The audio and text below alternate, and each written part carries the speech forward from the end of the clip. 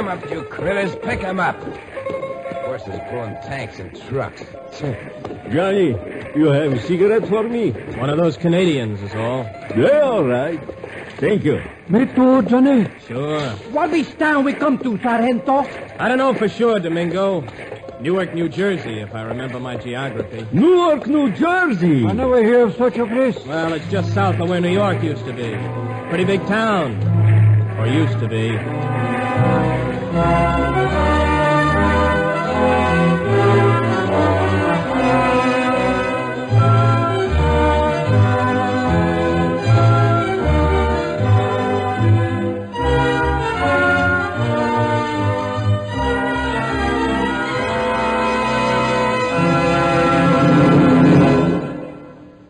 The CBS Radio Workshop, dedicated to man's imagination, the theater of the mind. Today, The Long Way Home, a glimpse of a future we trust will never happen. A story of the fate of men to whom it is given to do what they have to do, with or without understanding, but with patience, goodwill, and a sense of comradeship.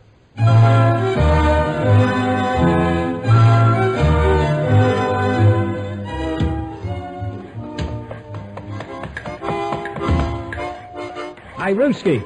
You know, that was a German song when I was fighting in North Africa 30 years ago. Every army take it over. Like every army take up song in every war.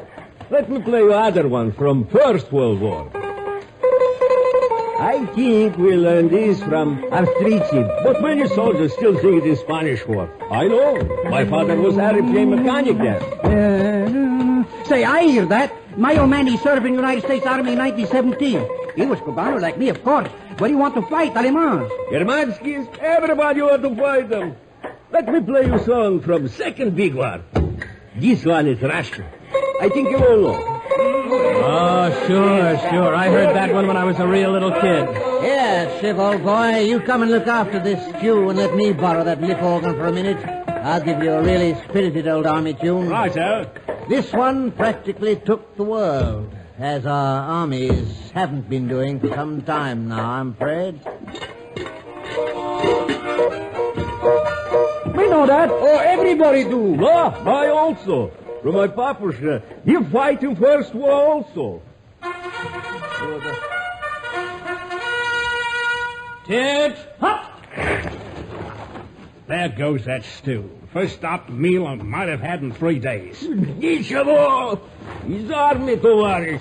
Always the same. The mayor of Newark to see the general.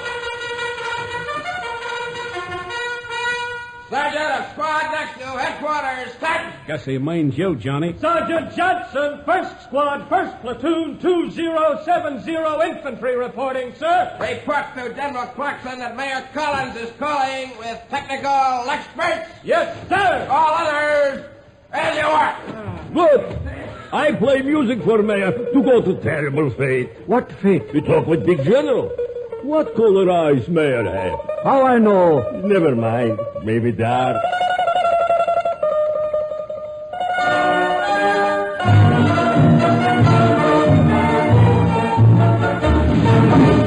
Look here, Mr. Mayor. We know you have your problems, but we have worse ones. We have reliable information that an enemy force will attempt a landing somewhere around Cape May within 2 or 3 days. We've got to stop that. Whose force, may I ask, General Clarkson? How am I supposed to know by all the knobby knees in New Jersey? Our intelligence says it's probably General Wolfe with his Germans. Germans, General? Or whatever he's got now. But even if they're outer Tibetans, I can tell you we're in for a rough time. And so will you and your people be, Mr. Mayor, if we can't stop them from landing. I'm sorry, General, but I still don't see how we are involved. We are a community of civilians. Well, let me tell you, Mr. Civilian, you have the good fortune to be the head of one of the few cities in the world that has at least some serviceable walls left. Now, I know Wolfe. I've fought him before. And if Wolfe makes a landing here in New Jersey, you not only will have none of your walls left, but no people either. Mr. Mayor, we know that you've got gasoline stored underground somewhere around here, and we need gas. You'll make it sound grim, General. It will be grim, believe me. Perhaps so, but what do you want me to do about it? Lord knows we've got few enough tanks left, but even those we have are useless without gas. And if we can't get gas for our trucks to bring up the supplies that we have left, or those we can squeeze out of communities like yours, Mr. Mayor, Why, man, we'd be just plain helpless. Let me ask you one question, General. Sure, fire away. Whom are you fighting and why? Whom? Why, anybody who's fighting us, of course. Anybody. Why? Well, I suppose I have to admit I don't really know too much about that part of it myself, but because I'm a soldier, I suppose. Because my government ordered me to. But we have hardly any government left, General. When were you last in touch with anything one could call the government of the United States of America? Well... Exactly, General. But I tell you what I'll do. I'll turn one of our gas reservoirs over to you and let you do with it whatever you want. And I'll throw in a bonus on one condition. That's too much, sir. Who are you to make conditions to the commanding officer of an army of your own government? About the government, I wouldn't know, General. I haven't heard anything from them for a pretty long time. Concerning your army, I'm not so sure whether it should be considered an army of the United States or just General Clarkson's army. No. There have been I don't know how many dozens of armies like yours wandering around the world these last few years, clawing at each other and pushing each other back and forth across the earth. Yeah. All right. What's your condition? That you get your troops out tomorrow morning. Well, that one I can accept. We have an appointment around Cape May anyway, if we can get your gasoline, that is. Well, don't let the difference in our points of view mislead you, General. We naturally wish you the best of luck. Thanks. You mentioned a bonus. Yes, it's something your intelligence apparently missed. Just before this whole mess started, the government enlarged a few of the natural caves in the foothills west of here and stored some aeroplanes there. There are about 5 or 6 left. Airplanes? I don't know how modern you'd consider them. Modern? Modern? Man, what does that matter when there hasn't been a factory on the face of the earth producing anything at all for years? I don't even know if I'd still recognize an airplane anymore. Well, they're yours, together with the gas, if your army leaves in the morning. Mr. Mayor, you got a deal. Now we'll at least have a chance against that wolf.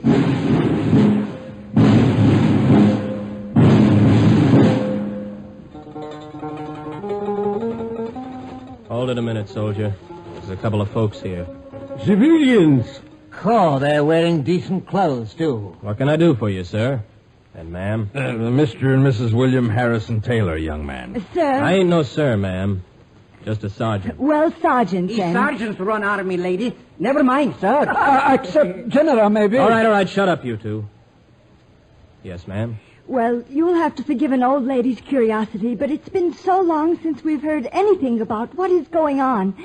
We would have liked to have brought something for you and your men. Oh, there wouldn't have been any call for that, ma'am. The Army still takes pretty good care of us. He means we take good care. Don't mind them, ma'am. They're just road happy. Men get a little silly after marching a long time. You mean marching too long, Sergeant? I wouldn't know, sir. We go where we have to go. But it's pretty far sometime, Johnny. You talk. You come only from Cuba. Me, I come all the way from Korea. So it's Sen. There's 8,000 miles of water between Melbourne and even the west coast of this blooming continent. Madam, permit a man to speak among children. Me, I come from Omsk. From Omsk? That is in Siberia. It is half around the world. Say, Sergeant, what kind of an army is this anyway? I thought it was American. Oh, it is that, sir. General Clarkson's army. But all those foreigners... Well, sir, in a war like this, you can't take too much account of nationalities. Now, Ivan, the Ruski here, we picked him up in Alaska after that big fight we had up there. His own outfit was just about wiped out. Well, he didn't have no place to go, so he joined up with us. And Sen here, he says he's a Korean. Seems he came over with that army that invaded California under General Yamento a couple of years ago. But he got lost in the hills. He had no way to get home. So he kept wandering around, and we picked him up when we got pushed back through Washington State by those Mohammedans of General Abdel Ali. Me, I joined up with these chaps in Canada after my own brigade was wiped out. Where else would a man go these days? Me, I believe in freedom. And me, I reckon I just like fighting. I have to repeat my question, young man. Is this supposed to be an American army? Why, sure it is, sir. Our commanding officer is General Clarkson in that tent over there. But, Sergeant... Never mind, William. The government undoubtedly has its reasons. Government? There is no government that I've heard from, at least. Not even about taxes. Don't fuss now, William. Sergeant. Yes, ma'am? Do you happen to be free from duty tonight? As far as I know, ma'am. Unless we get orders to move out. Well, our apartment is below street level, and so we still have a fairly decent place to live in. That last rocket did shake the plaster off the ceiling. But it's warm and quite comfortable, and we have a little store of tea left over. Tea? As a matter of fact, Mother, I even think there are a few bottles of beer. Home brew, of course. Beer? Cerveza? What? Beer? Beer, you dope people! Oh, Zaman, shut you! Great day!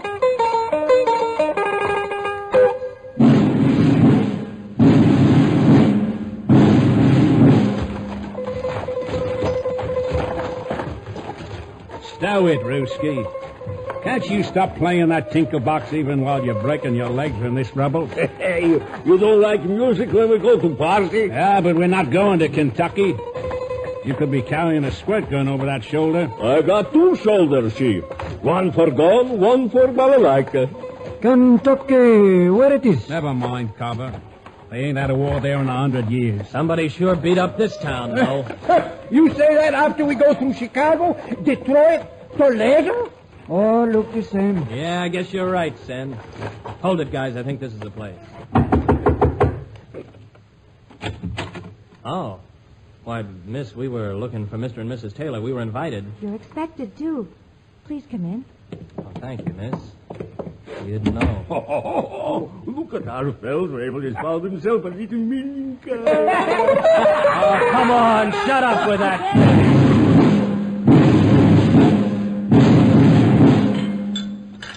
And there I was, Mrs. Taylor, sitting in that bloody tree with that bloody spear pinning me bloody thigh to the bloody trunk. And all in this so-called atomic age. Is ex-tovarish. Ex what, Ruski? Ex-atomic, tovarish. Is no more factories, no more atomics. Gracias a Dios. Might even live longer this way. I wouldn't count on too much, Cove. Why can't? We don't get paid anyway. Oh, stash it, Ruski. That reminds me of a fellow I served with in the Second World War. Well, we just landed on this island. But I guess he got himself lost or something. And the next thing you know, after we take this village, there he is sitting on this throne with 4 bodyguards with spears and at least 8 wives. More tea, Sergeant? Oh, thanks, miss. My name is John. Is Johnny. Johnny John. Mine is Martha. Martha Waycross. Waycross? I'm only taken over. Mother and Dad, Mr. and Mrs. Taylor, that is, they found me at the intersection of Broad Street and the highway to Red Bank after that first awful bombing. I was only about 7 then. Your parents gone? I really don't know. I'd forgotten my name from the shock or something. So when Mother and Dad registered me as their takeover, they put me down as Waycross. What are you looking so strange about? I don't know. You make me think of something. Make me smell it even. Smell what? I don't know. That's what I don't know. That's what I'm trying to remember. Where do you come from, Sergeant? Come from? Oh, South Dakota originally. Black Hills country. And have you been home recently? No, ma'am. Not since I joined up 7 years ago. You haven't been back since? Well, no. I figured this time when we got chased off the West Coast, I'd get a chance to stop by the farm, see what's left of my family, but then the railway wasn't running, so they sent us across through Canada. I don't know whether you're aware of it, children, but there's a beautiful full moon outside. Children? Oh, I also am a child. Would you like to go out and look at the moon, Martha? Yes, Johnny. How about another bottle of beer, gentlemen? You are a gentleman, Mr. Taylor. Beer ball.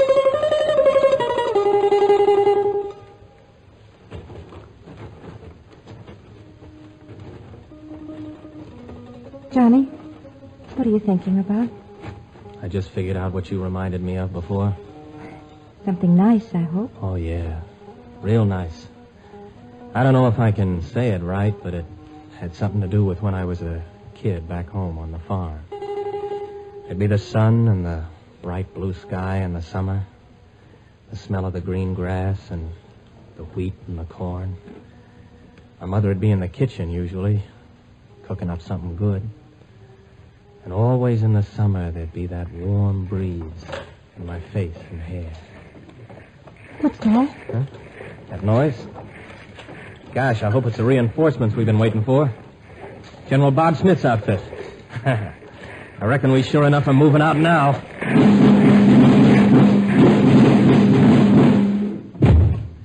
But planes themselves are okay, sir. Our mechanics can't find a thing wrong with them. So what is wrong? I don't know, sir. They just don't handle right. Will they fly at all? After a fashion, sir. Well, maybe that's enough of a margin. If Smith has some ammunition, that is. We'll need everything we can lay our hands on to stop that wolf.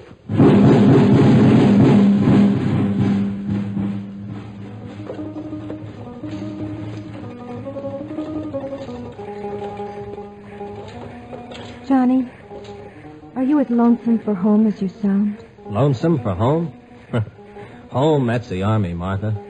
And lonesome, how could I be lonesome? I've been in this outfit since I was 14. Now, you're giving me an idea, though. Hope this one is nice, too. Heard it from a fella I went to school with. He went back home last year. He told me there are some folks that have moved into some of those caves in the hills, right near where I was raised. And they're collecting all kinds of things. Sounds wonderful. Seems there was a saint once in Italy or somewhere. Saint Benedict, I think. And he collected all the stuff he could find when they had a lot of wars over there, just to save the old inventions and ideas. Well, civilization, I guess. Well, those people back home are trying to do the same thing. Johnny, are you thinking of going back to join them? Oh, now, Martha, if a man had himself a good woman, I don't owe the Army any time anymore.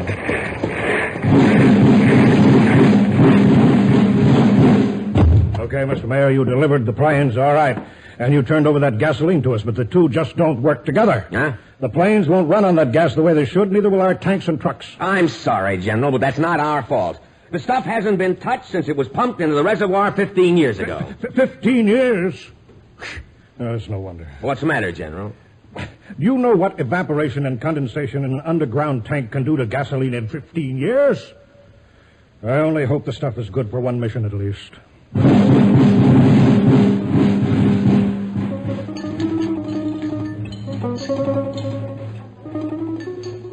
You did pass through New York on your way here. Rather. Say, what's it look like? We haven't heard from anyone who's been through there for years. New York? Oh, kaput! It's true, sir. There ain't anything left. We had to dig a road through the rubble for our tanks. Tell me something, Mr. Corporal Lee, ma'am. Originally of the 5th Australian Division. Well, Corporal, you're not an American. Why are you here? Why do you fight? Why, madam? The women have children. Oh, but that's a woman's role in life. Well, madam, maybe it's a man's role to fight. Ha ha! Woman have it, baby. Men, they fight. It's man's life in army.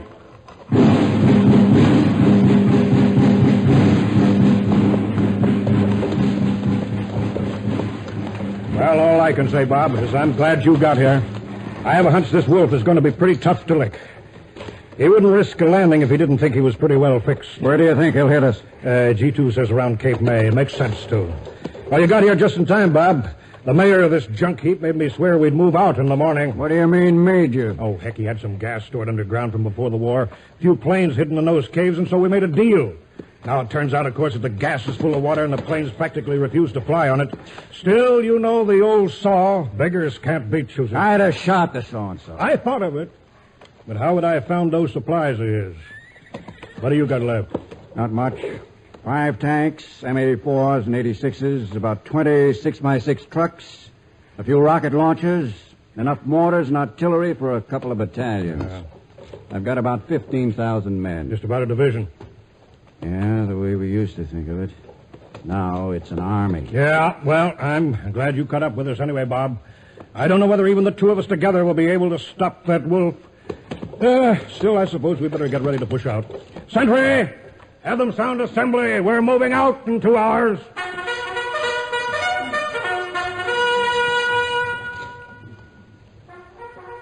Hey, what's that? Hey, you guys, back to camp. Assembly sounded. Well, Martha, I guess we're moving. What about those black hills of yours? Are we moving, Sarge? Johnny, we go. You think this is invasion? Invasion who? I don't know, you guys, but the bugle gave it on the double. I'm sorry, honey. I guess you see I just can't go home yet. But you said... Yeah, I know I did, but I couldn't leave my outfit now, not when the guys are heading for another battle. Might be a real bad one. Oh, Johnny. Don't you go worrying now. Martha, I'll feel a lot better just knowing you're alive. You know that, I reckon. But it just don't seem like there's much time left anymore to do the things people really want to do. Come on, Sarge. Adelante!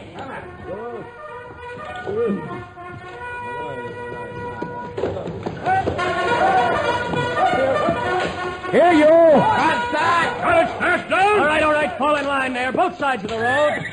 Shut up, you! Guess you'll run for a while. Come on now, you guys, dress it up. Holiday's over. At least we got some planes on the side again. Yes, if enough gasoline. Gasoline? Oh, who needed gasoline? Got feet? You like carry things? Rather fight without tanks, Ruski. Shut up, you guys. Here's the general. Looks like two of them, rather. And of the Clarkson Army, once again, as so be often before, our opportunity has come. As you know, I never keep secrets from you. I tell you frankly, therefore, that this time we're up against the toughest and the smartest opponent many of you have ever faced. General Wolfe and his specialists. Our intelligence tells us that they're planning to land near Cape May tomorrow or the next day. But we have been reinforced by General Bob Smith and his army. So, with faith and confidence, and with the courage and skill which you have shown so often, I know that we will continue to keep this continent safe for our women. Brother, this one's going to be rough, I'll wager. When he talk like that, yes.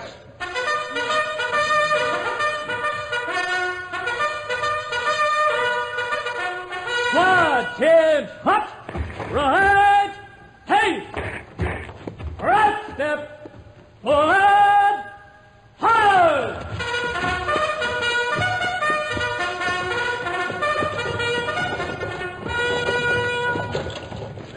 Johnny! Hi, Sarge. Yeah? Johnny! Oh, goodbye, Martha. The Black Hills! St. Benedict! Maybe I'll be back. Maybe, Martha.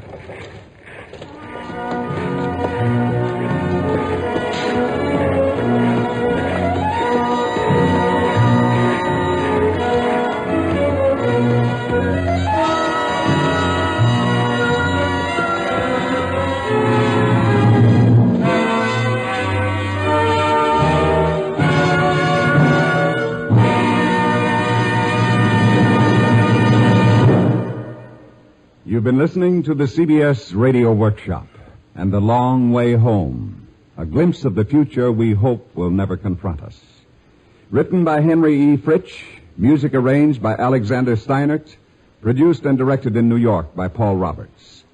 William Redfield was heard as Johnny, Danny Acco as Ivan, and Terry Keane as Martha. Others in the cast included Bob Dryden, Joseph Julian, Roger DeKoven, Nat Polan, Leon Janney, Guy Rep, Wendell Holmes, Jack Arthur, and Ruth Tobin. This is Ted Pearson inviting you to listen again next week when from Hollywood the CBS Radio Workshop presents Heaven in the Sky, an actuality broadcast of the tragedy of the Pacoima school disaster in which a disabled DC-7 fell into a crowded schoolyard. This is the CBS Radio Network. From Hollywood, the CBS Radio Workshop. He loved airplanes. He lived and breathed airplanes. His heaven was in the sky. It was just airplanes. He was building a model the morning he died.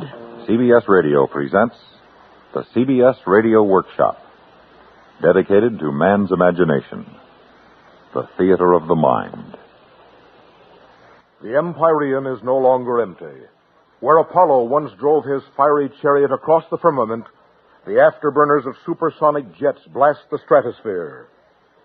As the airplane has shrunk the earth, so has the air in which it flies been shrunk. A 500-mile-an-hour plane needs space in which to fly, more space than exists above our crowded land. And with tragic frequency, modern Icarus is learning that what goes up sometimes comes down in flames. Not quite 4 months ago, death fell without warning on a little California community. Fell into a crowded schoolyard from a peaceful sky. You are about to hear what happened that day in the words of those to whom it happened, those who live beneath our shrinking air. The CBS Radio Workshop presents a human document, Heaven is in the Sky, produced and directed by William N. Robeson. At 10:15 a.m., January 31st, flight engineer Waldo Adams grasped the 4 throttle knobs in his right hand and slowly pushed them forward. Pilot William Carr, responding to the mighty pull of the engines, eased the wheel slowly back, keeping his feet steady on the rudder pedals, and the latest DC-7B took off from Santa Monica Airport on its first functional flight after manufacture.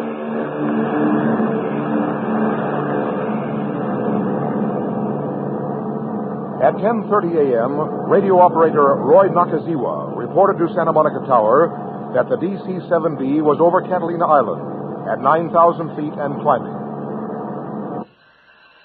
10 minutes later and 50 miles north, the classes changed at the Pacoima Junior High School. And the boys of the 7th grade streamed into the schoolyard for 45 minutes of fun and games.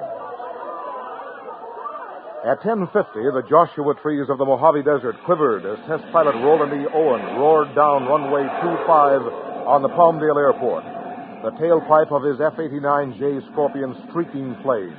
A routine flight, a radar check flight. His target plane, another jet, was already aloft and nearly out of sight in the clear blue sky. It takes a piston job, even a new 4-motored piston job, a little longer to make altitude. At 11:06, the DC-7B checked into Santa Monica Tower at 25,000 feet over Ontario, California. Some 50 miles northeast, the Scorpion was already at 25,000, making a radar fix on its target plane 8,000 feet higher. Somewhere between them, somewhere 5 miles beneath them, the boys of the 7th grade Pacoima Junior High were discharging their energy, teenage energy. And the mother of one of them, the mother of Ronnie Brand, felt, Here he couldn't have been in a safer place with an 8-foot fence around it. Even if there was a wreck on the street, a car couldn't come through that fence unless it was doing 90 miles an hour. So the only thing that could have got him was something out of the sky. Draw a line northwest from Ontario. Draw another southwest from Palmdale.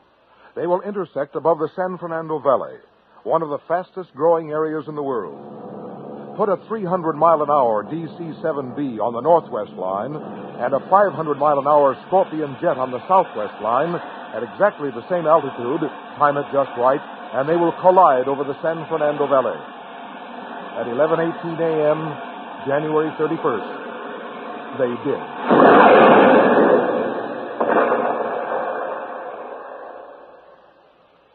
The San Fernando Valley is 20 miles long and more than 10 miles wide and dotted with pleasant little houses. But there are still places where a wrecked airplane might fall harmlessly to earth. Walnut groves, alfalfa fields, dry riverbeds, the rugged mountains to the north. Toward these, the Scorpion hurtled, now a ball of fire. By the dying DC-7B, its left wing sheared away, continued, faltering, falling toward the densely populated valley. Pilot Carr vainly fighting the useless controls, while co-pilot Archie Twitchell reported to Santa Monica Tower. We're a mid-air collision. We're going in. Uncontrollable. We're headed, boy. 4 jets, too. I told you we should take shoots. Say goodbye to everybody. It takes longer than you might think to fall 5 miles. 6 minutes later, the play period of the 7th grade of Pacoima Junior High School was coming to an end, and the boys were beginning to straggle into the gym. In the auditorium, Linda Luttrell, valedictorian of the 9th grade, was rehearsing her graduation speech. We have only one life to live. And when it's over, will the world be a better place? We have only one life to live, and when it's over, will the world be a better place for our having lived in it? Intent on her words, Linda didn't hear the sound of falling death, but the boys of the 7th grade did. We was out on the gym field playing, and then we heard this high whistle.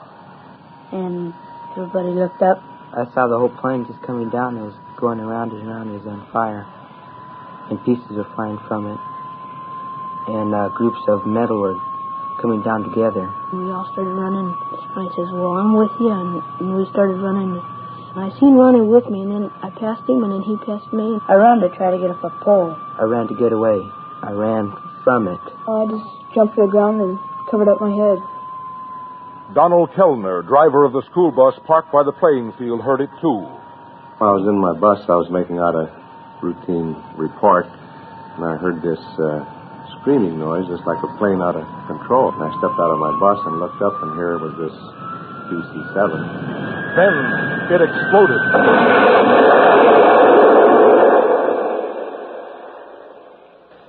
When that thing exploded, it was just right over their heads. And, of course, when they were running away from it, and these parts were rolling with them, and just knocking them down as they were running away from the thing.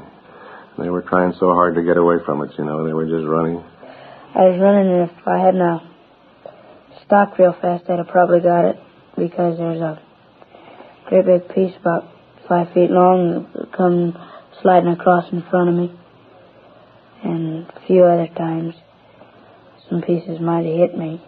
My main thought was to get out of the way of all the pieces that was sliding and flying. I didn't notice anything until the plane got right on top of me, and then it blew up, and then a bunch of stuff started flying over. I turned to take a step, and then something blew me down. It blew me about 6 times over. I was 60 feet away from the plane when it hit the ground, and all the gas tanks on the behind the motors blew up and gave out tremendous heat, and it felt like a pressure tank and felt like a furnace. I was just thinking just to keep down and don't move till I think it was all right to get up. The only time I looked around is when my boyfriend Rita Colasso that came up to me and asked that he asked me how did I look. And I just took one look at him. I didn't look at him too much because he was all burnt from his waist up. He was crying and he says I'm ruined. I just jumped to the ground and covered up my head. So I figured if something hit and wouldn't get my eyes cut open or something like that. About the time I hit the ground, the plane hit. Part of the piece hit me in the foot. I got real mad and I thought it did. I didn't feel the cut at first, so I started walking in and then I looked down and I saw the cut and it started hurting me. Turned around, some of the kids were crying and yelling and screaming. I saw kids laying all over the ground, white T-shirts. I couldn't see it until I got out of the deal because there's so much smoke. And my shoulder was hurting me most. When I got out, I seen these kids all laying out, and I seen one guy, Malcolm. He's a Mexican kid. I know him very good. And I drug him away from an engine light and flaming, man, and something dripping out of it. And when it dripped, it started to fly, flames bigger and bigger. I was dragging him away, and I couldn't drag him anymore because my shoulder knocked me out, and the piece of metal knocked me out on it and wrecked me. I ran towards the crash because, after all, it's my job. I'm responsible for the boys. John Bardanian speaking, physical education instructor at Pacoima Junior High School, the first grown-up to reach the hurt and frightened boys. I didn't think. I just acted. I ran immediately to the center of the impact, the crash impact, in order to pull out any boys that might have been burning or clothes might have caught on fire, in which in some cases that happened. They called, "Coach, I'm hurt," and I had to put down several boys and told them to stay where they were. I judged how seriously they were hurt, and then I went over to the more serious. I couldn't do everything. There were just too many of them. And there was no place that was really safe, no matter where they had been. The mothers who lived near the school knew that death was close.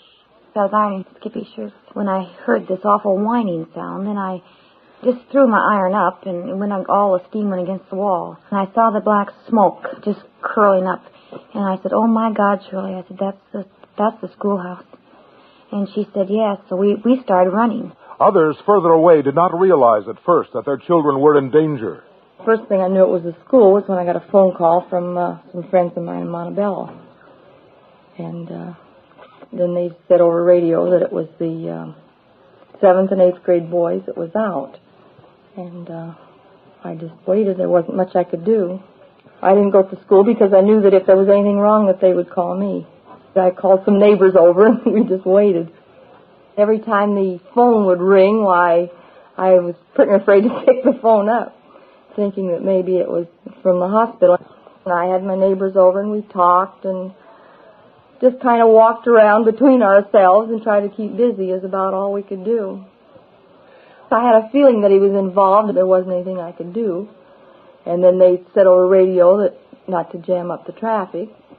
I thought that you get down there and in all the confusion, if you couldn't find your boy, then what would you do? I mean, I just wouldn't know what to do then. I'd probably go back home and just wait. And then when he didn't come home, well, I was positive of it. Either he was killed or seriously hurt. But I knew that there was no use going because they said they would call as soon as they could. I finally got my call about 2:30 in the afternoon. They called me and told me that he was in the hospital. But most of the mothers of Pacoima were not as philosophical as Mrs. Rotello.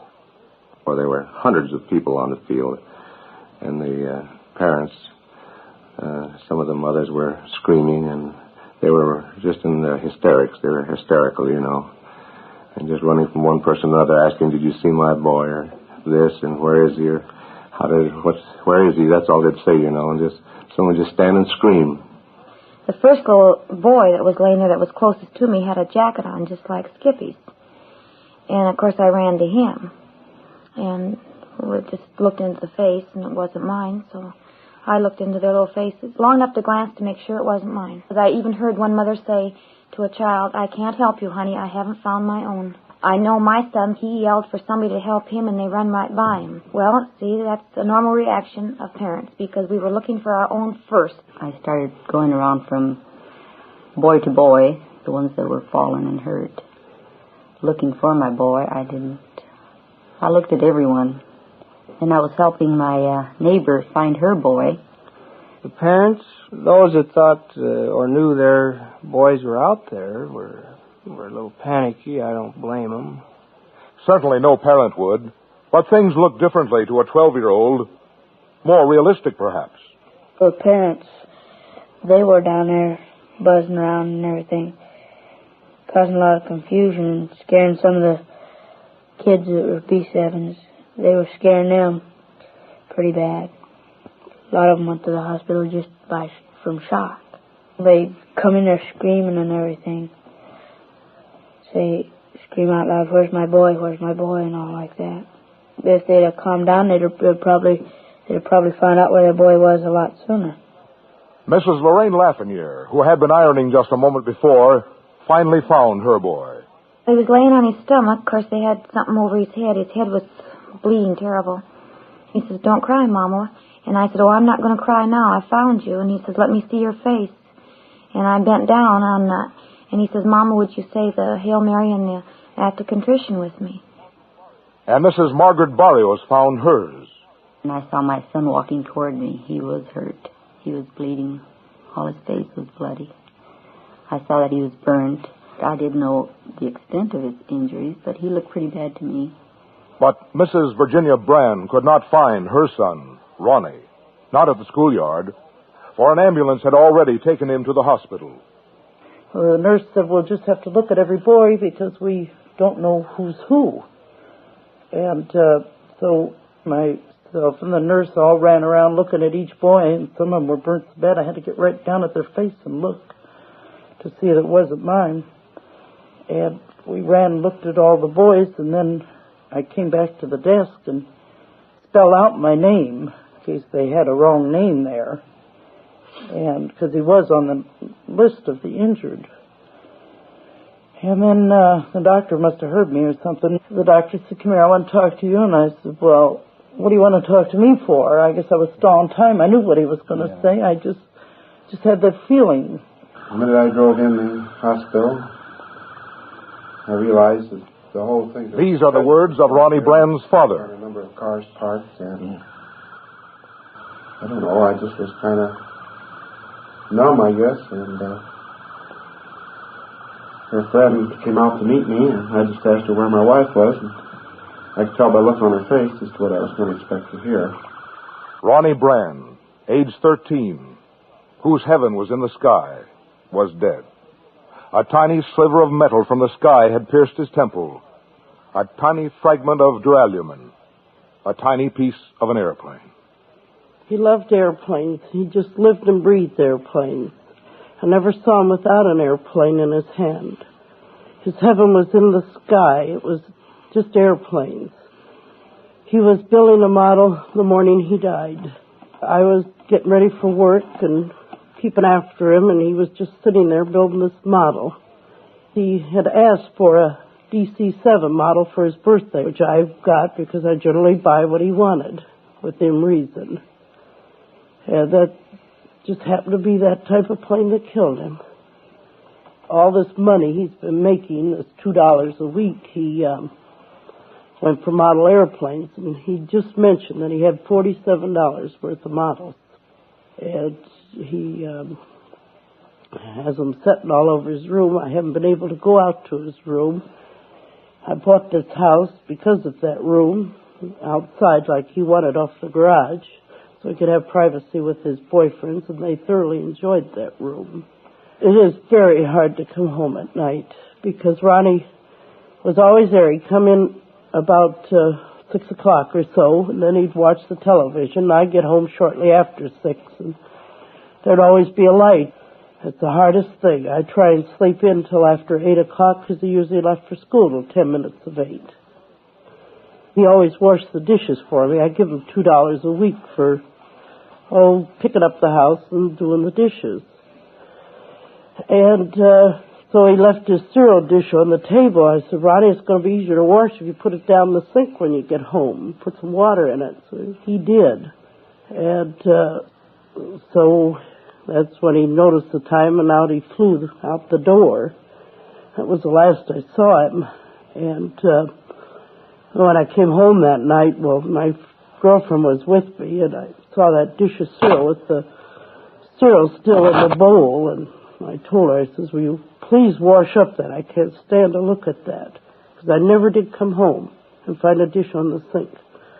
He wasn't too good about emptying the trash, but because it was out of sight, out of mind. And, but there was never a dish on that sink, not even one cup. It didn't used to bother me a bit. My mother-in-law, instead of buying him toys throughout all these years, has put money in the bank, which everybody thought was a wonderful idea. He had a bank account for when he was 16, he was to have his car. He had it dagoed and he had it raised and lowered and everything in his mind, what he was going to do to it, you know. And so this money, I think it amounts to about $150, and is in bonds right now. Last Mother's Day, he bought me a dime store diamond ring. And he said that when he got working, he was going to buy me a real diamond ring like that. And so he said it a number of times. He told my mother, he told my mother-in-law. It was something he was going to do. So I'm going to use that money and buy myself a diamond ring that he was going to buy me. A week after Ronnie Brand died, he would have been 14. On his birthday, his mother sat talking to his closest buddies, Larry Larimore and Carl Fox. Larry, how did you feel when you heard Ronnie was gone? Well, I felt pretty bad because he was a close friend of mine.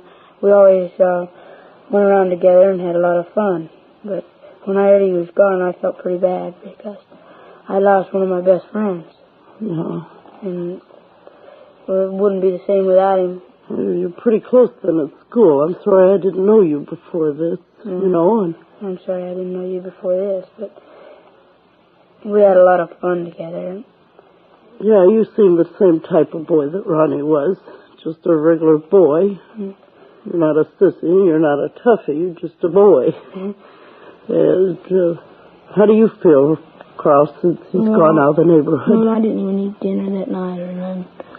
And I didn't hardly sleep any that night neither. I was thinking about that. And after it's all over, but every day I get out of the deal, we meet, Ron and me usually meet at this one place at brunch. And it's at these tables. Uh-huh. And now I always go back to them tables and I look over there I don't see Ronnie, but then I go someplace else. I know just what you mean. I always get out of the same, probably by the same period, and I always go over by the tables and look over, and then I remember he's gone, and I walk over and find some other guy. I never see you kids out playing anymore in the neighborhood like I used to always see you out there flying the airplanes. Last Sunday was the first time I'd seen you. This has all happened. I never saw one that I didn't see. The four of you are usually always together. I know we can't find each other anymore. You should really miss Ronnie then in the neighborhood and at school, everything. I never did lose a chum like that throughout my life. I never knew anybody that got killed like that one. Even casually, I didn't know him, but I imagine it's pretty hard. When I went to school, Ralph and everybody, they hardly ever meet because they don't know where to go. Ronnie used to always say, well, let's meet here and let's meet there, but now nobody to say that, so we don't know where to meet. I sure appreciate all you boys being pallbearers, because I know that's what Ronnie would have done, and that's why I didn't want you to dress up, because I figured it was the birthday party that Ronnie should have had tonight. That's why your father wanted to get you all suits, and I said, no, just whatever you clean up in. Because Ronnie would know you kids all in suits, and so I figured it was just kind of the kids that would have been there at the party. His heaven was in the sky. May he and his two dead schoolmates, Bobby Zellen and Evan Elsner, and the four crewmen of the DC-7B, and the pilot of the F-89J, find their heaven less crowded than the skies above our peaceful land, where death lurks in the ever-shrinking, overcrowded air.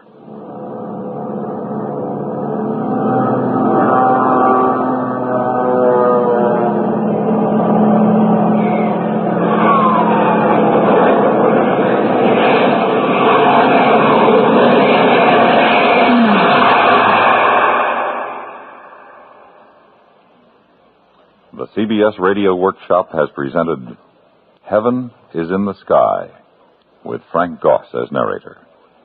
Recording and research by Jules Maitland.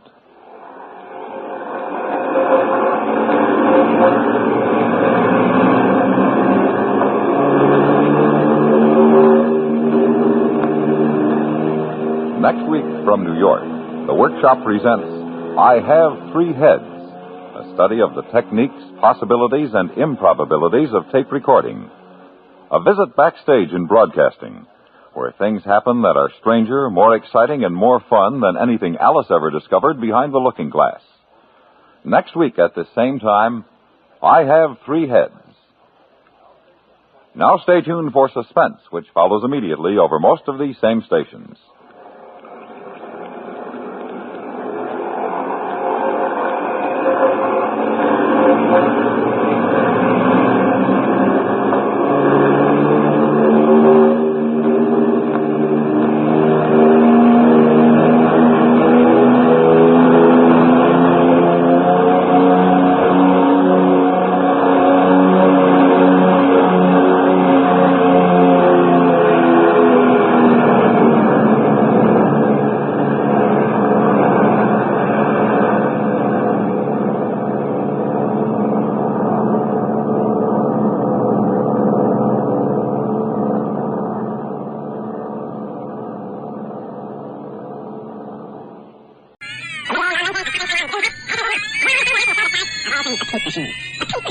Passing tape over three heads, one for erasing, one for recording, the third for playback. And the CBS Radio Workshop, dedicated to man's imagination, the theater of the mind, presents I Have Three Heads, a study of the techniques, the possibilities, and the improbabilities of tape recording.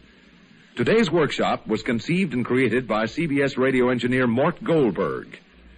In today's workshop, Mr. Goldberg has been aided and abetted by... hey, hold on. Slow down, wait a minute. Too fast.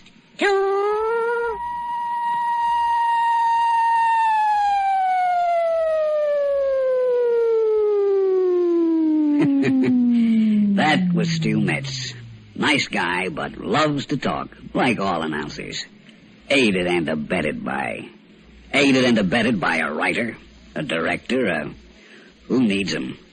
All you need for a good bang-up tape job is a good engineer like Morty and a trustworthy, loyal, helpful, friendly tape machine like me. That's all you need. Morty and I, we put our heads together. His one head and my three, and we can do anything. Yes, sir, anything. Uh-oh. Who's this coming in? Don't they know this tape room's closed until tomorrow morning? Okay, Bill. Tape room 18's clear. Ready to take her inside there? Right. Maintenance men. Prod you, poke you, take your insides out. Regular little Dr. Kildares. Man, these new machines get heavier all the time. You said it. Lift a couple of these every day, and you could bend steel bars in a circus. Right. New machine. What gives? Am I on the way out? Okay. Let's put it down for a minute and rest. I'm tired, boy. Get a cable. We'll have to stretch it to the new box. Over in the corner. Got it. Well, what are you waiting for? What about tools? You got them? All except the wrench that fell out of my pocket. In the elevator. I'll go get it. Easy. Let's take the old machine out or we won't have room to work. These tape rooms aren't any bigger than a cell. Right. Which one of these old machines goes? Don't you know? I don't know. Don't you? Joe didn't tell you himself? I thought Joe told you. Okay, skip it. He's out. We'll have to wait till he comes back from supper. Well, that's maintenance men for you. They can tell you transistor 205 connects to pole 83 on the BX sub-transformer, but when it comes to replacing one of the 3 experienced machines in this tape room, they should go back to plumbing. Sure hope it won't be me. Say, maybe this new machine knows who he's replacing. Hi, new here, aren't you? That's obvious at first glance, I should say. Well, we were all bright and new once. I'm Howard Ampex, Model 200. And you? Gerald Ampex, Model 350. We must be cousins. Distant, I'm sure. Wait till this time tomorrow. Wait till you've worked 12, 14 hours steadily. Fast forward, rewind, stop, edit, fast forward, stop, edit, fast forward, dub, loop, rewind. I hope I'll see you after a week. I doubt whether you will. What do you mean by that? I saw how you trembled when I was ushered in a few minutes ago. You're quite sure I'm here to replace you, aren't you? Oh, am I? I heard those maintenance men talking. I remember every syllable of every word, like a good tape machine should. I'm quite aware of what they said. Are you? Let me play them back to you. Remember? The tape room door opened, and then Frank and Bill started talking. Okay, Bill. Tape room 18's clear. Right. There's no machine inside there. Right. Well, what are you waiting for? Let's steal her. What about Joe? Joe comes back from supper. Get a wrench and stretch him out in a box. Right. Okay, let's skip. The elevator man's in my pocket. Let's lift, take her out, and sell her. Well, now, Gerald, which of us machines is going out tonight? Howard Ampex, that's the most dishonest thing I ever heard. What's dishonest? I didn't change a word. You changed the order of the words. You changed the whole implication of their conversation. Cousin, you sure have a lot to learn about tape editing. You mean that's what we do here?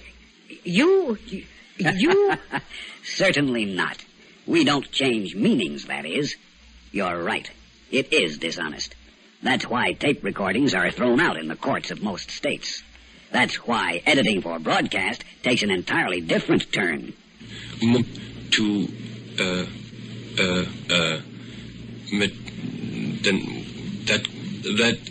There was a... What's that? A voice on the tape room floor. Just part of a day's work. An hour's work, more or less. It took a whole hour to get that? Let me explain. This morning, Morty came in with a fella named George Vikas. Produces a show called Update. Vikas and Morty had a German student on a piece of tape.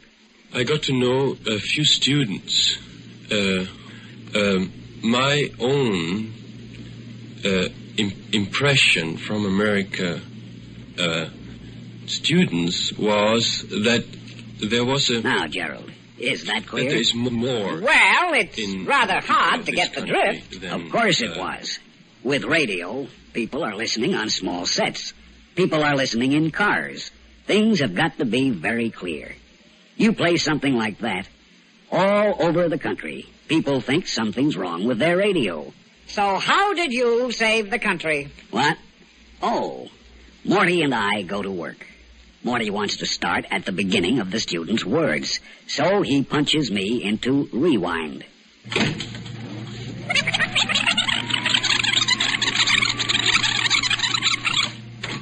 Here we are, back at the beginning. Morty punches my start button, and the tape starts unreeling from the feed reel to the take-up reel. It passes by my 3 heads, one for erasing, the second for recording the sounds and words that are fed into it, and the third for playing back what's already on the tape. It's this third, the playback head, we're using now as we catch the student's first words. I got to know a few students. Morty punches my stop button. Back we go to find that What's that very odd noise? Manual operation. Morty's working the machine by hand. Well, really, by hand? You'll have many a hand laid on you before you go back to maintenance for your first checkup. And many a razor blade, too. Razor blade? We're coming to that. Morty's found the Now he opens the gate, exposing the heads. He marks the spot for the cut. You'll hear him dropping the pencil. Where's the razor blade? My boy, never let it be said we tape machines give any external evidence of the anxiety, the pain, the shock of having a sharp razor blade passed across us a dozen times an hour. The next sound you hear will be the snick of the splicing tape, the tape machine's Band-Aids. Then the tape is put back in the gate is closed, and we're off again. And my own. What happened to the words you were editing? This is a pro job, son. Morty goes on to tighten the space between the words my and own.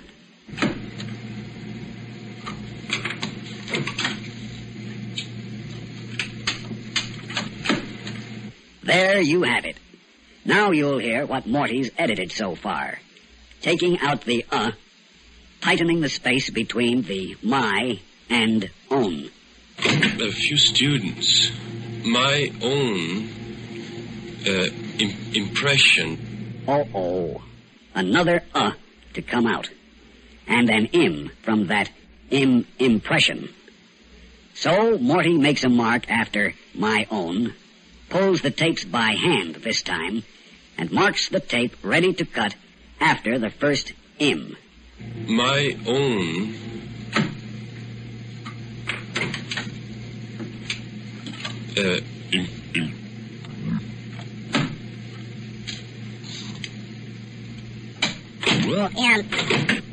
That was me, rewinding. Now, here we go forward. My own impression from America students. Another to come out. Let's see how fast Morty can make this. America.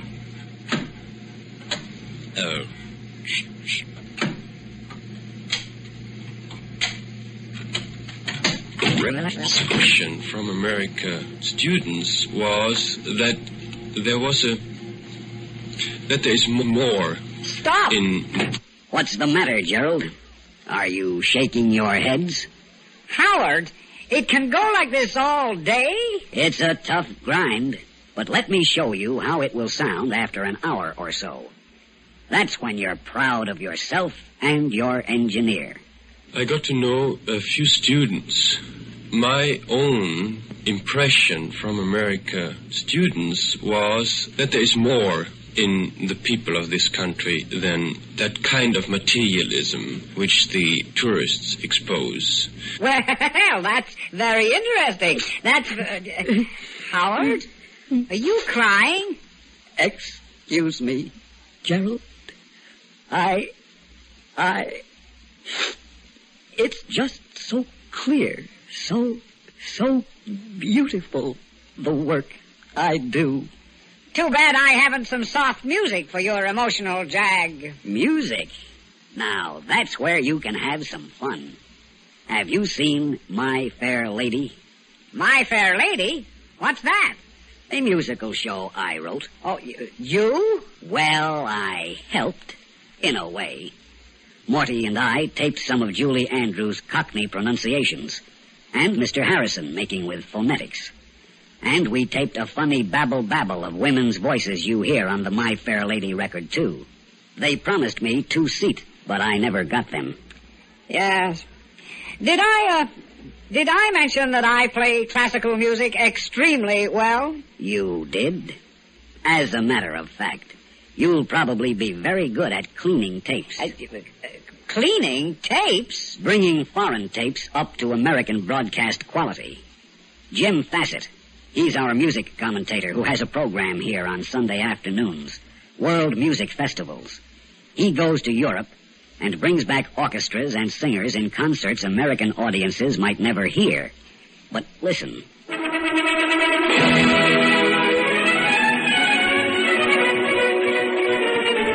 That's not good broadcast quality, is it? Sounds like the Oskaloosa Little Symphony. On us American machines, yes. But remember, Gerald, these tapes are made in Europe. Different machines.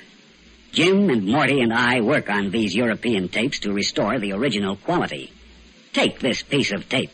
You and I switch back and forth. You play the Fassett, Morty, Howard American version. I'll play the original tape. Here I go.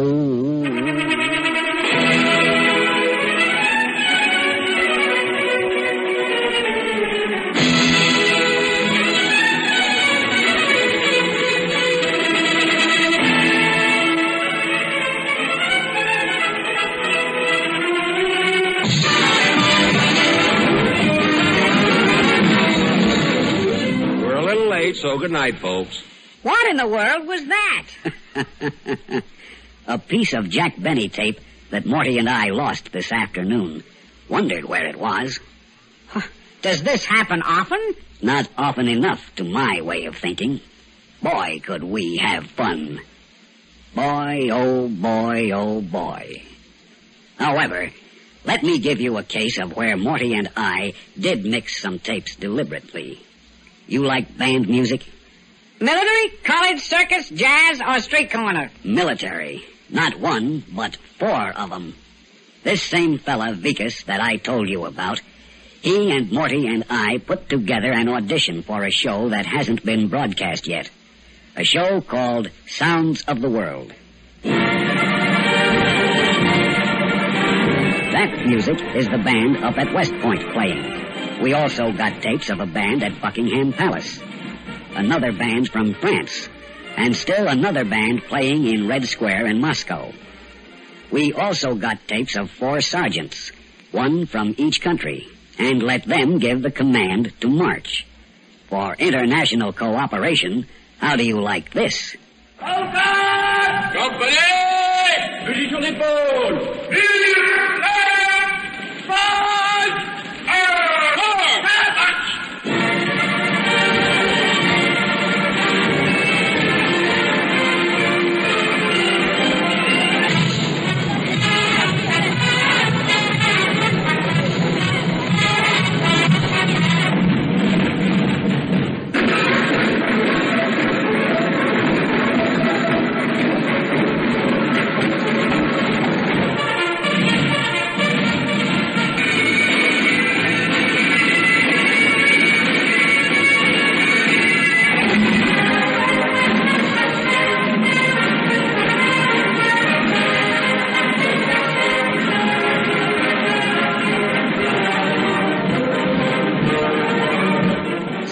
of the world. 4 military bands from West Point, England, France, and Russia.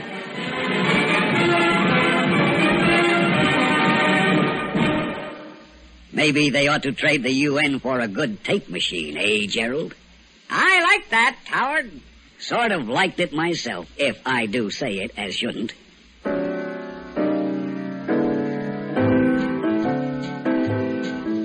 Say, Howard, what's that tune? That tune? Oh, it's a little number I wrote myself.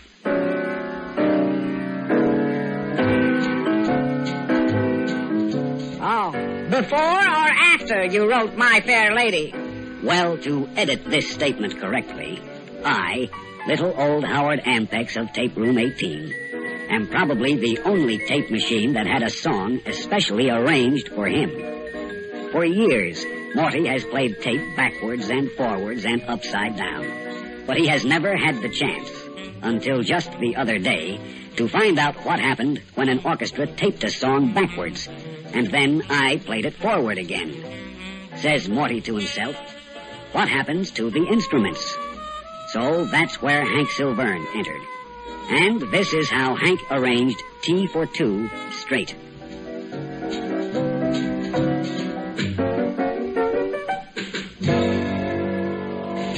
Now, I taped that, and here's how it would sound if played backwards.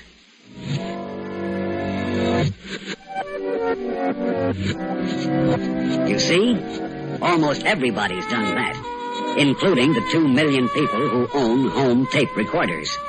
But now came the job of orchestrating T for 2 backwards, so that the musicians began with the last note and played it through to the first note. Here's how that sounded.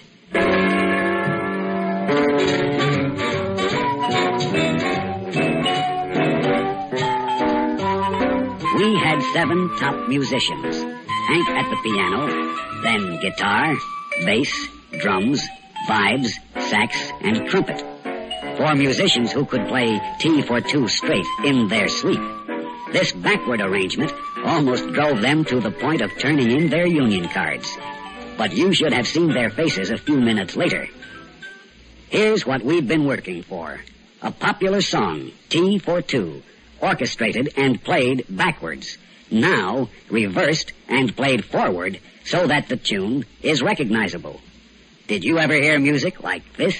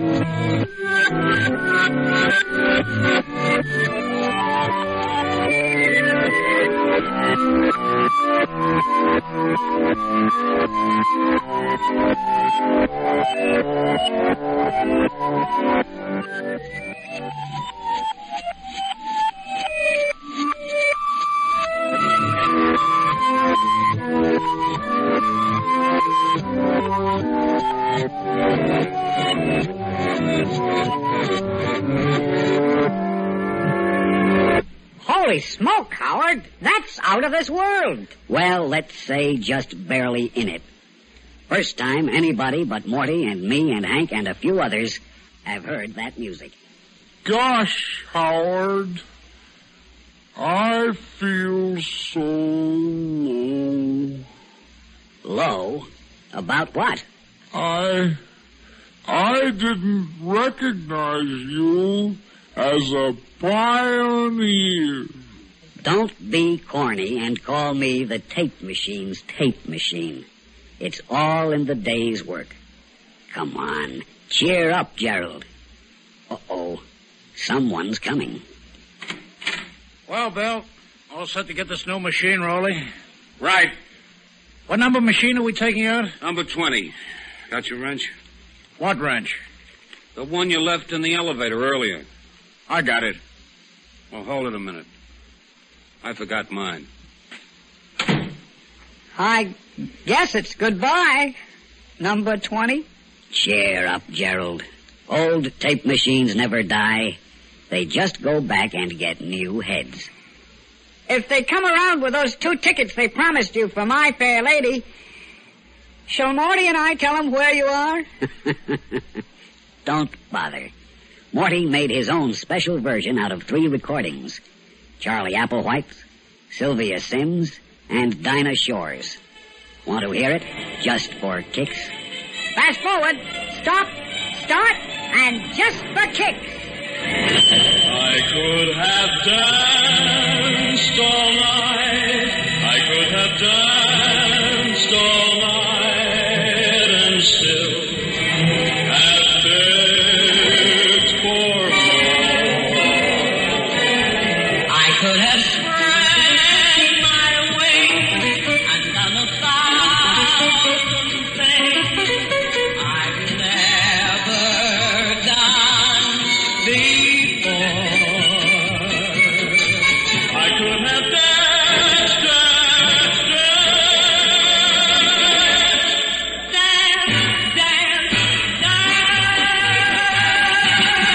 all night long. I did, it's all been grand. I did, but now it's time to sleep.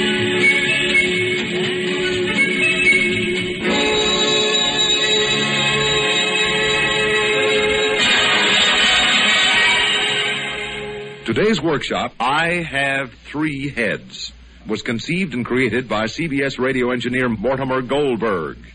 Mr. Goldberg has been aided and abetted by the following: Charles S. Monroe, writer; Ira Ashley, director in New York; Jackson Beck as Howard; Ian Martin as Gerald; and Ralph Bell and Bill Quinn as the maintenance men.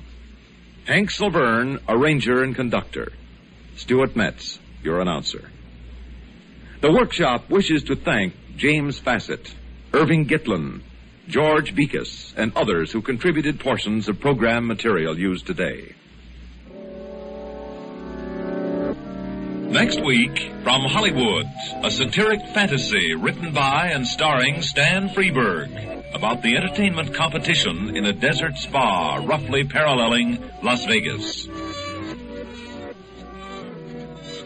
I'd like to remind you that all... From Hollywood, the CBS Radio Workshop.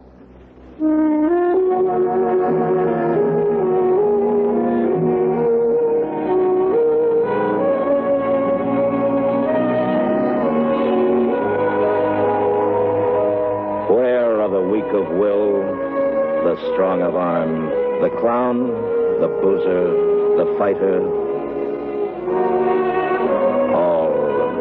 All are sleeping on the hill.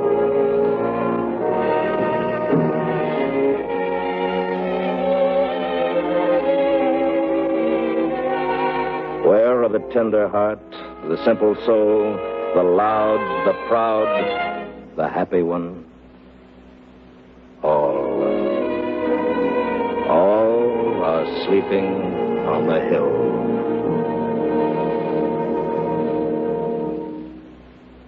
The CBS Radio Workshop, dedicated to man's imagination, the theater of the mind, presents Epitaphs, with the words from Edgar Lee Masters' Spoon River Anthology, the music of Wolfgang Frankel, and your narrator, William Conrad. Mr. Conrad. Thank you.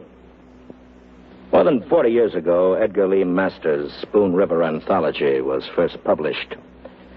Although this group of subjective epitaphs from an Illinois graveyard is scarcely remembered today, it profoundly affected a generation of American writers, opening their minds to the vast dimensions of the character of our land and its people.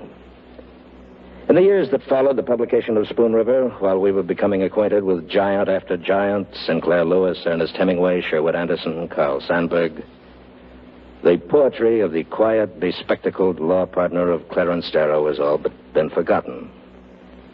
We feel that this should not be. And so to a new generation, we beg leave to offer a few of the townspeople of Spoon River, as Edgar Lee Masters saw them. They speak from the burial ground on the hill above the village. What they say is often at variance with the words graven upon their tombstones, and at variance, too, with their fellow townsmen's opinions of them. For even in the stillness of death, they are disturbingly human. None so good nor so bad as he may have seemed while yet alive. There was Robert Fulton Tanner, who ran the village hardware store. Looking back, he thought he had developed at last a concept of life. If a man could bite the giant hand that catches and destroys him, as I was bitten by a rat while demonstrating my patent trap in my hardware store that day, but a man can never avenge himself on the monstrous ogre life. You enter the room, that's being born, and then you must live, work out your soul. Aha, the bait that you crave is in view. A woman with money you want to marry, prestige, place, or power in the world. But there's work to do and things to conquer. Oh, yes, the wires that screen the bait. At last you get in, but you hear a step. The ogre life comes into the room. He was waiting and heard the clang of the spring. To watch you nibble the wondrous cheese and stare with his burning eyes at you and scowl and laugh and mock and curse you, rubbing up and down in the trap, until your misery bores him.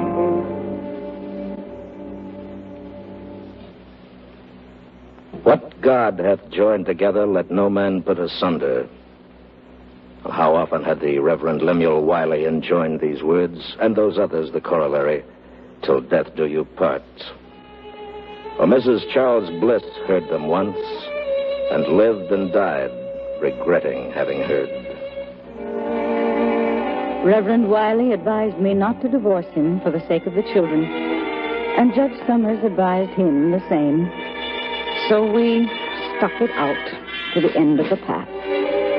But two of the children thought he was right, and two of the children thought I was right. And the two who sided with him blamed me, and the two who sided with me blamed him. And they grieved for the one they sided with. And all were torn with the guilt of judging and tortured in soul because they could not admire equally him and me. Now every gardener knows that plants grown in cellars or under stones are twisted and yellow and weak.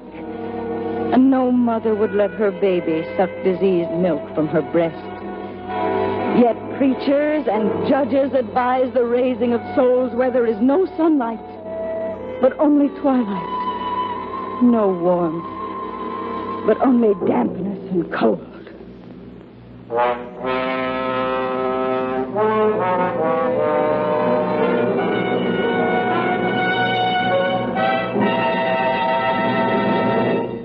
Preachers and judges.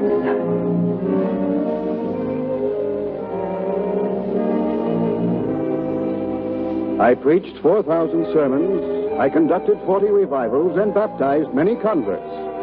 Yet no deed of mine shines brighter in the memory of the world, and none is treasured more by me. Look how I saved the Blisses from divorce and kept the children free from that disgrace to grow up into moral men and women, happy themselves, a credit to the village.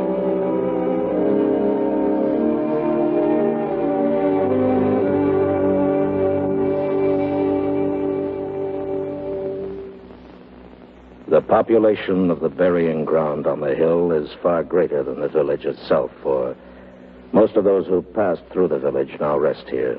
Those who had known the men of the Revolution, those who had marched off to Mexico in 46, and to Vicksburg and Gettysburg and Petersburg sometime later, and those who sent lovers and sons to the war between the states. Here are three such: Nolt Hoheimer, Ann Rutledge, and Hannah Armstrong.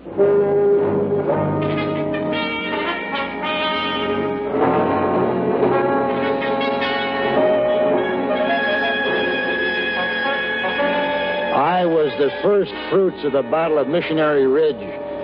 When I felt the bullet enter my heart, I wished I'd stayed at home and gone to jail for stealing the hogs of Curl Trenery. instead of running away and joining the army. Rather 1,000 times the county jail than to lie under this marble figure with wings and this granite pedestal bearing the words Pro Patria. What do they mean, anyway?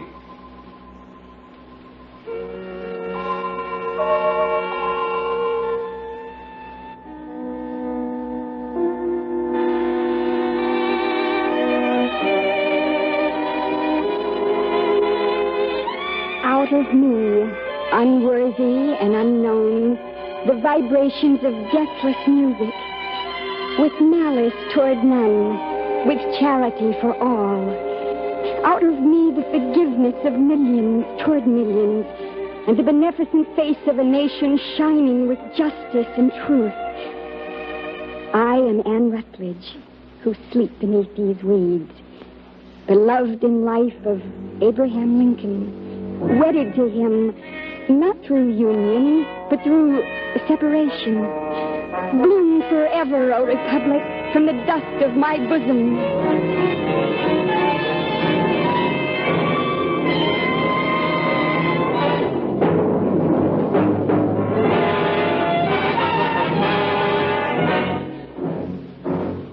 I wrote him a letter asking him for old time's sake to discharge my sick boy from the army. But maybe he couldn't read it. Then I went to town and had James Garber, who wrote beautifully, write him a letter. But maybe that was lost in the mails. So I traveled all the way to Washington. I was more than an hour finding the White House. And when I found it, they turned me away, hiding their smiles. Then I thought, oh, well, he ain't the same as when I boarded him and he and my husband worked together and all of us called him Abe there in Menard. As a last attempt, I turned to a guard and said, please say it's old Aunt Hannah Armstrong from Illinois. Come to see him about a sick boy in the army.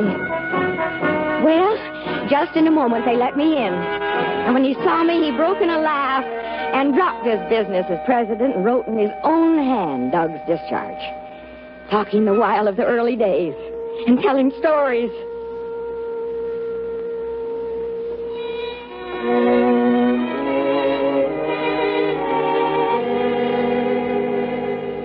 The scars of prejudice and segregation go deep. A man and a boy who knew the racism of Spoon River still remember from the grave. Shack Dye and Yi Bo.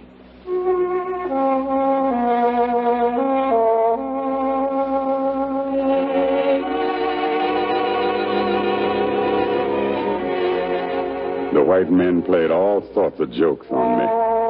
They took big fish off my hook and put little ones on while I was away getting a stringer, and made me believe I hadn't seen a right to fish I'd caught. When Burr Robin Circus came to town, they got the ringmaster to let a tame leopard into the ring, and made me believe I was whipping a wild beast like Samson, when I, for an offer of $50, dragged him out to his cage. One time I entered my blacksmith shop and shook as I saw some horseshoes crawling across the floor as if alive. Walter Simmons had put a magnet under the barrel of water. Yet every one of you white men, was fooled about fish and about leopards, too. And you didn't know any more than the horseshoes did what moved you about Spoon River.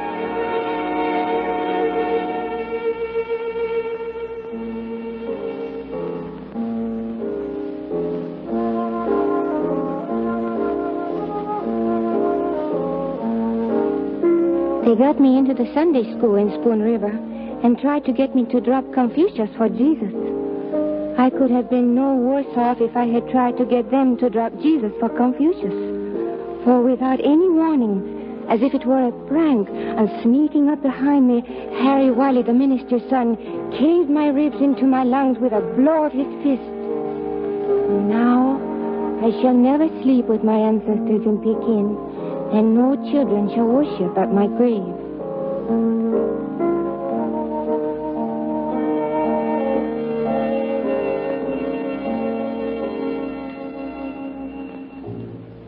Men, Frank Crummett is here with me to say a word about Roy Tan cigars. Frank Crummett. I'm really a fan for Roy Tan, and the reason is Roy Tan has more long-filler Havana tobacco, and yet it's a 5-cent cigar. Man to man, smoke Roy Tan. It is written, the sins of the fathers shall be visited upon the children, even unto the third generation. Willard Fluke and his daughter learned this bitter truth, one with hopelessness, the other with tranquil acceptance. My wife lost her health and dwindled until she weighed scarce 90 pounds. Then that woman whom the men styled Cleopatra came along, and we married ones all broke our vows, myself among the rest. Years passed, and one by one, death claimed them all in some hideous form. And I was borne along by dreams of God's particular grace for me, and I began to write reams on reams of the second coming of Christ. Then Christ came to me and said, "Go into the church and stand before the congregation and confess your sin." But just as I stood up and began to speak, I saw my little girl who was sitting in the front seat. My little girl who was born blind. After that, all is blackness.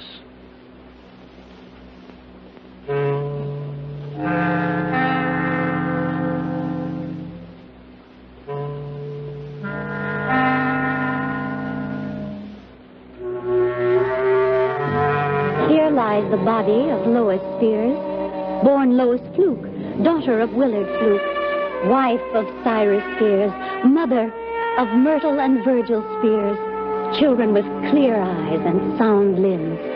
I was born blind.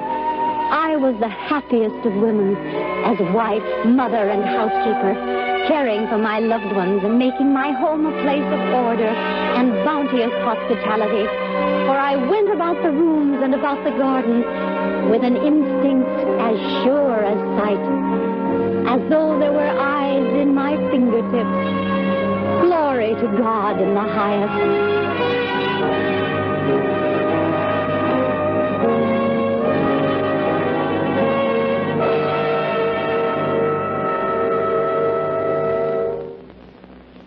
What would you say of Circe Foote, a young man with a problem?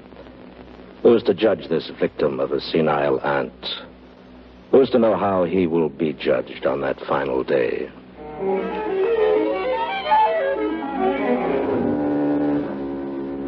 I wanted to go away to college, but rich Aunt Persis wouldn't help me. So I made gardens and raked the lawns and bought John Alden's books with my earnings and toiled for the very means of life.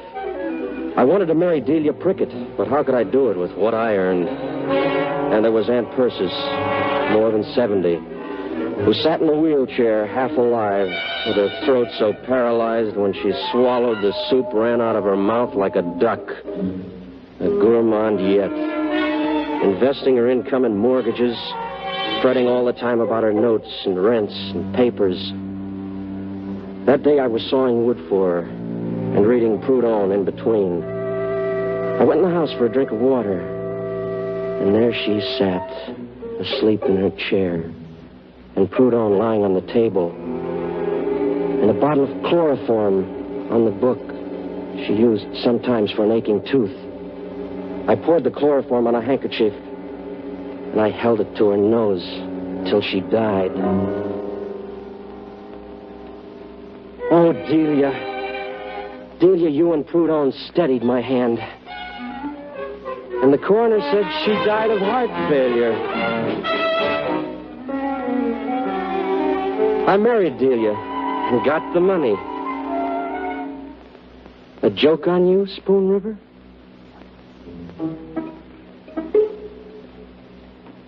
Others are not so shrewd or so fortunate in hiding their dilemma.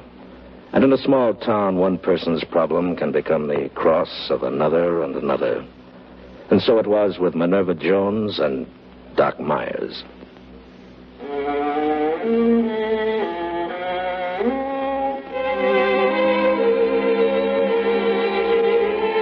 I'm Minerva, the village poetess. hooted at, jeered at by the yahoos of the street for my heavy body, cockeye, and rolling walk. And all the more when Butch Weldy captured me after a brutal hunt. He left me to my fate with Dr. Myers, and I sank into death, growing numb from the feet up like one stepping deeper and deeper into a stream of ice. Will someone go to the village newspaper and gather into a book the verses I wrote? I thirsted so for love.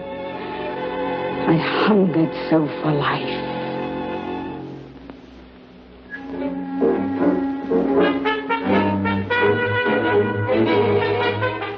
No other man, unless it was Doc Hill, did more for people in this town than I. And all the weak, the halt, the improvident, and those who could not pay flocked to me. I was good-hearted, easy Dr. Myers. I was healthy, happy, in comfortable fortune, blessed with a congenial mate. My children raised, all wedded, doing well in the world. And then one night, Minerva, the poetess, came to me in her trouble, crying. I tried to help her out. She died. They indicted me. The newspapers disgraced me. My wife perished of a broken heart, and pneumonia finished me.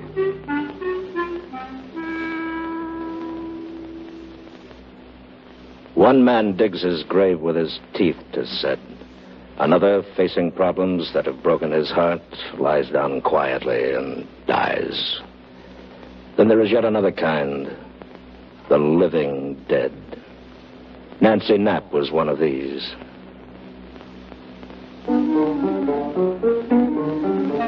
Well, don't you see, this was the way of it. We bought the farm with what he inherited, and his brothers and sisters accused him of poisoning his father's mind against the rest of them.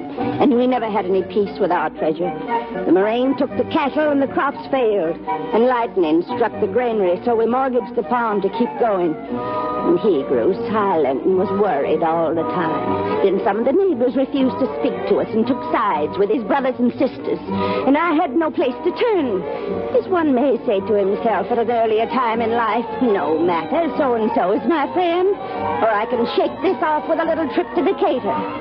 Then the dreadfulest smells infested the rooms, so I set fire to the beds, and the old witch house went up in a roar of flames as I danced in the yard with waving arms, while he wept like a freezing steer.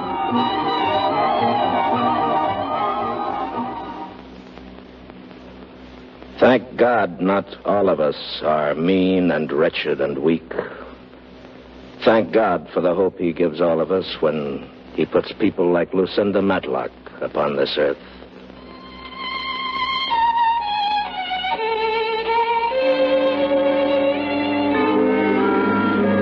I went to the dances at Chandlerville and played snap out at Winchester. One time we changed partners, driving home in the moonlight of middle June. And then I found David.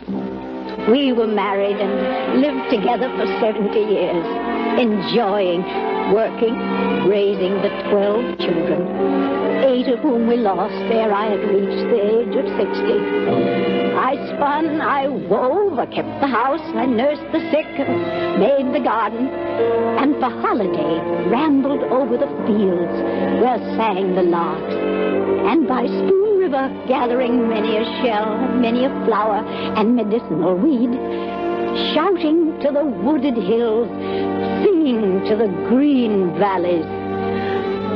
At 96, I had lived enough. That is all, and passed to a sweet repose. What is this I hear of sorrow and weariness, anger, discontent, and drooping hopes? Degenerate sons and daughters, life is too strong for you. It takes life to love life.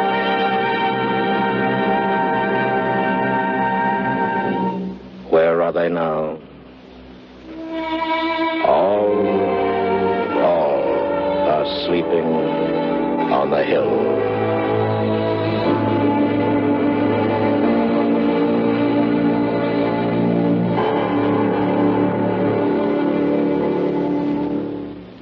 You have just heard the CBS Radio Workshop's production of Epitaphs, excerpted from the Spoon River Anthology of Edgar Lee Masters, with original music composed and conducted by Wolfgang Frankel. Epitaphs was directed by William Conrad, whose voice was also heard as narrator. The workshop is produced in Hollywood by William N. Robeson. The citizens of Spoon River were recreated by Lillian Bayet, Virginia Christine, Virginia Gregg, Sammy Hill, Vivi Janis, Jeanette Nolan, Lorraine Tuttle, Parley Bear, Dick Crenna, John Daner, Roy Glenn, John McIntyre, Howard McNear, and John Stevenson. Next week, from New York, the CBS Workshop will present The Seven Hills, a personality sketch of one of the world's most unique and ancient cities, Eternal Rome. This is the CBS Radio